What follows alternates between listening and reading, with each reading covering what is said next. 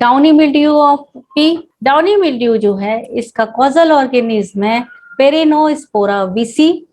ये आपकी ओमाइसिटीज की फंजाई है। ओमाइसिटीज जो क्रोमिस्टा किंगडम में आती है। डाउनी मिल्ड्यू मटर की जो कवक वाली डिजीज है उनमें सबसे इंपॉर्टेंट डिजीज में एक है, सबसे कॉमन डिजीज में एक है। इसके लिए वेट वेदर, ठंडा मौसम होना चाहिए जो डिजीज को फेवर करता है।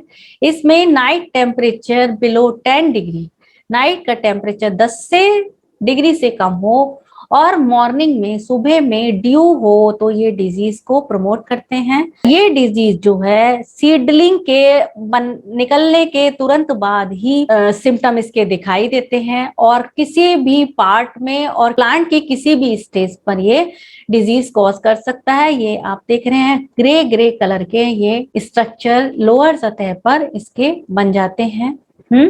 Under side of the leaf covered with fluffy mouse grey spores mass. आपको मैं बार बार बताया है डाउनी मिल्ड्यू में लीफ की लोअर सतह पर कॉटनी, जैसे कॉटनी धागे, कॉटन के धागे टेंगल्ड होते हैं, एक दूसरे से उलझे हुए होते हैं, तो उस तरह की इस पे ग्रो सतह पे ये फंगस ग्रो करती है और उस पे ग्लफी ग्रे कलर का स्पोर का मास इस पे प्रोड्यूस होता है।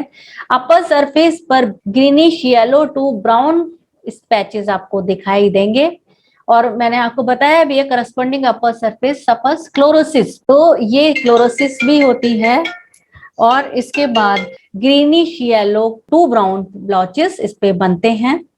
ये मैं अभी बता चुकी हूँ सारा। सेकेंडरी इन्फेक्शन, पहला प्राइमरी, अच्छा ये नहीं बताया, लेकिन ये जो यहाँ पर इन्फेक्शन जो कोनिडिया बने ये एक सीजन में तेजी से मल्टीप्लाई करते हैं और सेकेंडरी इन्फेक्शन कॉज करते हैं। ये इसका कॉजल ऑर्गेनिज्म क्या होता है?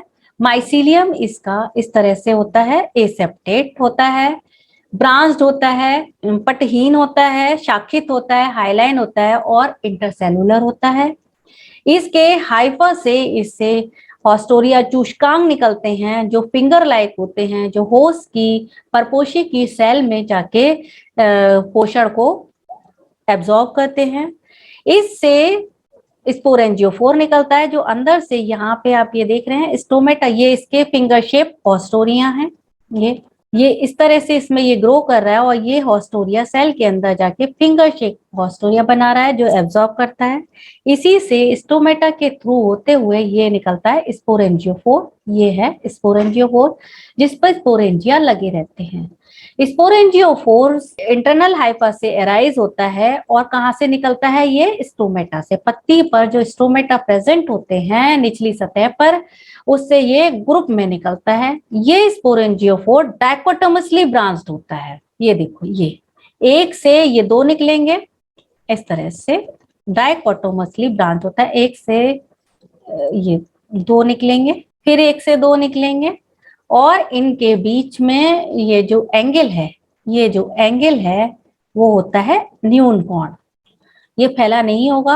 अल्टीमेट जो ब्रांचेज होंगी, ये जैसे लास्ट है, इसके बाद कोई ब्रांचिंग नहीं हो रही है, तब ये ऑब्ट्यूज एंगल बना लेते हैं और इस पर इस तरह से इस पे ये स्पोरेंजिया लगे होते हैं। ये ओवल शेप स्पोरेंजिया लगे होते हैं। ये यहाँ पे बता दिया है। डाइकोटोमसली 2 से 10 बार तक ब्रांचिंग होती है, ये बता दिया। स्पोरेंजिया ओवल होता है।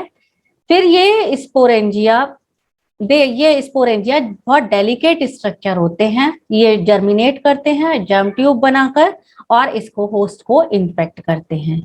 ये स्पोरेंजिया हवा के द्वारा एक प्लांट से दूसरे प्लांट, मतलब डिजीज वाले रोग ग्रसित पौधे से स्वस्थ पौधे पर आसानी से पहुंच जाते हैं हवा के द्वारा। और यहाँ पर स्पोरेंजिया को पहले मैंने बताया था, कभी सेकेंड सेमेस्टर में होता है कि स्पोरेंजिया कंटेनर की तरह काम करता है, लेकिन यहाँ पर ये स्पोरेंजिया डायरेक्टली जर्मिनेट करता है और कोनिडिया की भांति बिहेव करता है। इसकी डिजीज साइकिल क्या है?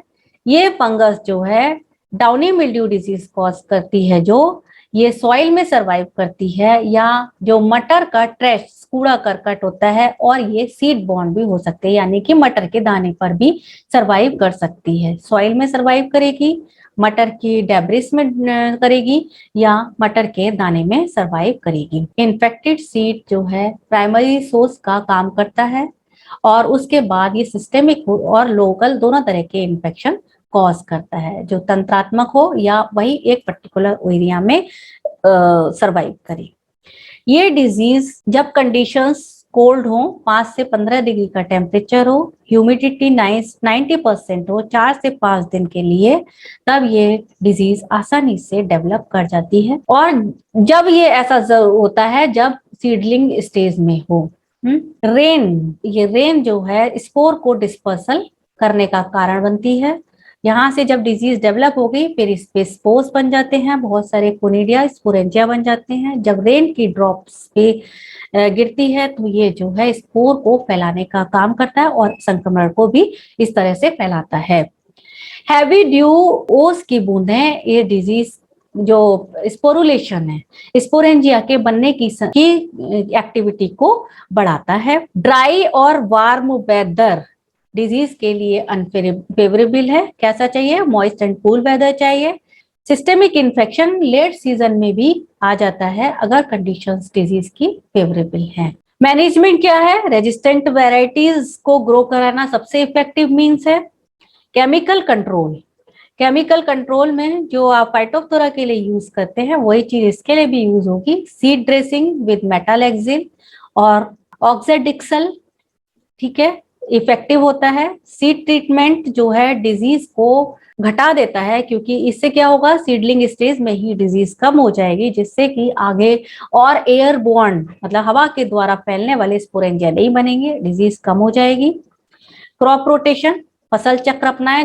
मटर की क्रॉप के बीच में 3 साल का कम से कम गैप होना चाहिए 2 मटर की क्रॉप में, जिसकी उसकी साइकिल को ब्रेक कर देगा। स्पोरेंजिया की साइकिल, इसकी डिजीज फंगस की साइकिल को ये ब्रेक कर दे।